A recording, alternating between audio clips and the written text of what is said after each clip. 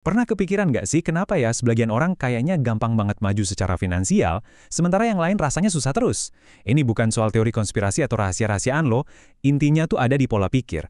Pola pikir yang keliru yang sayangnya diajarkan ke kebanyakan dari kita. Tapi kabar baiknya, kita bisa kok memperbaikinya mulai dari sekarang. Nah, kutipan ini adalah jantung dari semua pembahasan kita.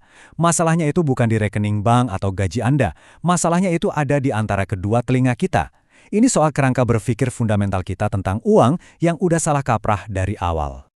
Oke, pertama-tama kita harus samain persepsi dulu. Menjadi kaya itu bukan soal trik-trik sulap atau jalan pintas. Semuanya dimulai dari fondasi yang paling penting, cara Anda berpikir.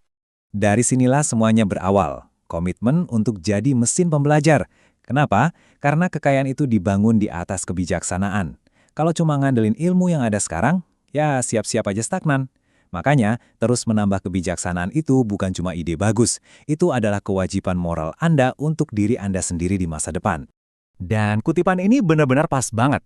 Coba deh pikirin, investor atau pengusaha paling sukses di dunia. Mereka nggak berhenti belajar setelah lulus kuliah kan? Mereka baca terus-terusan. Mereka menyerap ide-ide baru tanpa henti. Mereka tahu, pengetahuan mereka hari ini nggak akan cukup buat menghadapi tantangan besok. Gimana caranya biar jadi brilian? Kita semua pasti pernah menanyakan ini ke diri sendiri. Kita mencari satu langkah jenius, satu investasi sempurna yang bakal mengubah segalanya. Tapi, gimana kalau pendekatan itu ternyata salah total? Nah, ini dia kuncinya pembalikan. Orang-orang terkaya itu nggak berusaha bikin 100 gerakan brilian. Sebaliknya, mereka fokus banget untuk menghindari satu kesalahan bodoh. Ternyata, secara konsisten menghindari kerugian besar itu jauh lebih dahsyat daripada mencoba mengejar keuntungan besar sesekali. Oke, pola pikir kita udah bener. Sekarang, yuk kita bahas soal mesin paling kuat dalam membangun kekayaan. Ini adalah sebuah kekuatan yang kalau Anda nyalakan dan biarkan berjalan, bisa melakukan semua pekerjaan berat untuk Anda. Coba deh, perhatikan tabel ini baik-baik. Di sebelah kiri, Anda bayar pajak tiap tahun. Di sebelah kanan, Anda biarkan uang Anda tumbuh dan pajaknya dibayar di akhir. Keduanya sama-sama mulai dengan imbal hasil 15%. Tapi lihat hasilnya. Dengan bayar pajak tiap tahun, Anda kehilangan lebih dari 3,5% kekuatan compounding Anda setiap tahun. Dalam 30 tahun, itu bukan lagi cuma beda tipis. Itu adalah perbedaan antara merdeka finansial dan pusing terus-menerus. Ini dia aturan emasnya. Setiap kali Anda menjual investasi cuma karena lagi naik, ikut-ikutan tren terbaru, atau memicu pembayaran pajak yang nggak perlu, Anda itu secara harfiah lagi menekan tombol reset di mesin compounding Anda.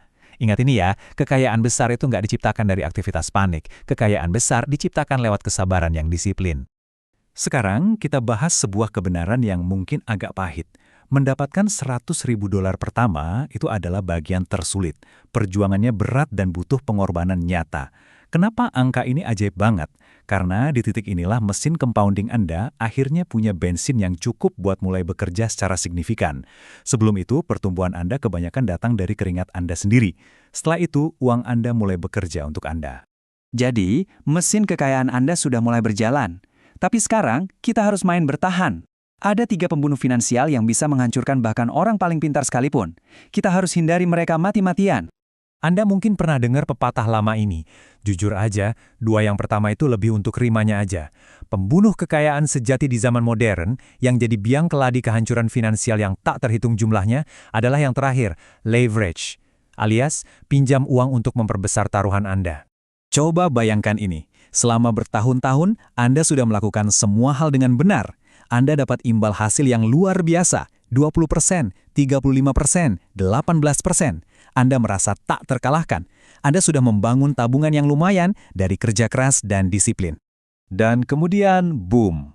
Bom waktu leverage itu meledak.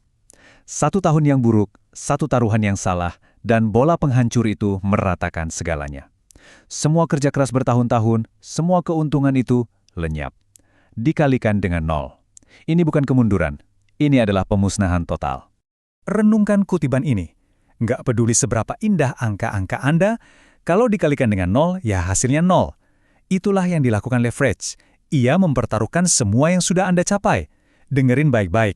Anda cuma perlu jadi kaya sekali. Jangan ambil resiko yang bisa membuat Anda kembali ke titik 0. Dan jangan lupakan bentuk leverage pribadi yang paling umum, utang kartu kredit. Mencoba dapat imbal hasil pasar 10% sambil bayar bunga 18% itu permainan yang konyol. Anda seperti lari naik di eskalator yang lagi turun. Makin lama makin capek. Lunasin utang berbunga tinggi Anda sebelum Anda berinvestasi secara serius. Itu bukan saran, itu matematika dasar. Oke, kita sudah bahas cara menghindari kebodohan. Sekarang, mari kita bicara tentang cara menjadi cerdas. Tapi ini bukan tentang jadi lebih pintar dari semua orang. Ini tentang memainkan permainan yang Anda pahami, di mana Anda memegang kartu yang bagus. Ini mungkin ide paling penting dalam berinvestasi. Lingkaran kompetensi. Sederhana kok, kesuksesan finansial itu bukan datang dari tahu segalanya, tapi datang dari tahu apa yang Anda benar-benar tahu, dan punya kerendahan hati untuk menghindari sisanya. Terus gimana cara tahu kalau Anda ada di dalam lingkaran Anda? Gampang, pakai tes 3 langkah ini. Sebelum Anda memasukkan uang sepeser pun, tanyakan pada diri sendiri. Bisa nggak saya jelaskan cara kerjanya?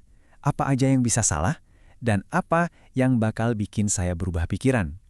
Kalau Anda nggak bisa jawab 3 pertanyaan itu dengan jelas, Anda bukan lagi berinvestasi. Anda sedang berjudi. Anda bisa jadi orang paling pintar di ruangan dan tetap aja bangkrut. Kenapa? Karena dalam berinvestasi, temperamen mengalahkan otak. Kemampuan untuk tetap tenang saat semua orang panik, untuk bersabar saat tidak ada yang terjadi, dan untuk menahan keinginan untuk bertindak, itulah keunggulan yang sebenarnya. Terakhir, mari kita mundur sejenak dan bertanya, buat apa sih ini semua? Apa tujuannya? Karena kalau Anda pikir tujuannya cuma menumpuk uang sebanyak-banyaknya, Anda melewatkan hadiah yang sesungguhnya. Tujuannya bukanlah kekayaan, tujuannya adalah kebebasan. Kemampuan untuk bangun di pagi hari dan berkata, saya bisa melakukan apapun yang saya mau hari ini. Kemampuan untuk mengatakan tidak pada proyek yang tidak Anda yakini. Kekayaan hanyalah alat, kebebasan adalah hadiahnya. Jadi, ini dia, sistem menuju kebebasan Anda. Perhatiin deh, nggak ada yang rumit atau rahasia di sini. Belanja lebih sedikit, hindari utang, biarkan compounding bekerja, tetap di lingkaran Anda, dan terus belajar. Ini semua prinsip sederhana.